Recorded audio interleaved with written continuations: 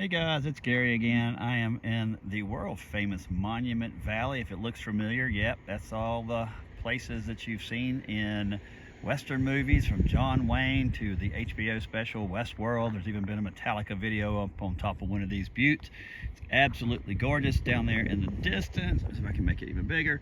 Yep, down there in the distance, you might be able to see there's a hotel there, and you are on sacred Navajo land. So it's quite cool. But I'll let you keep looking at this while I give you today's legal tip. I had a email from Sarah the other day asking, when the house appraises, you have a contract that is contingent on appraisal, the house appraises, but the appraisal asks for repairs.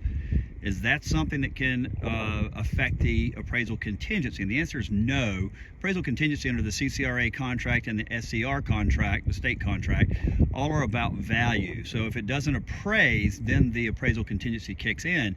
But the request for repairs brings it back into the loan contingency. So when the appraisal comes back, let's say the house was for 200 grand, and it appraises for 200 grand, and then they ask for repairs in the appraisal saying these repairs need to occur, that is not appraisal contingency issues, because the house did appraise. It appraised. So that does not bring the appraisal issue in.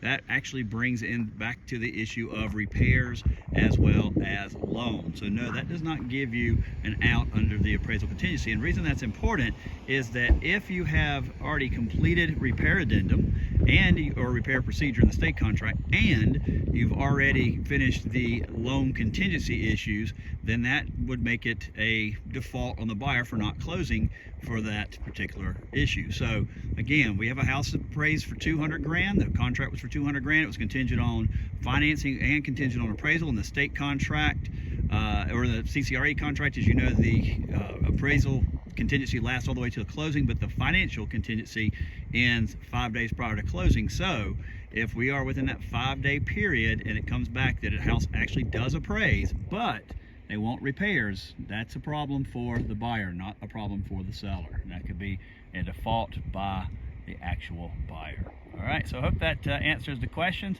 I'll probably post some more videos down below where I don't do legal tips, just some videos I've done in Canyonland as well as other videos in Arches, so that you can kind of see some of the other landscape. But yeah, this is quite remarkable out here.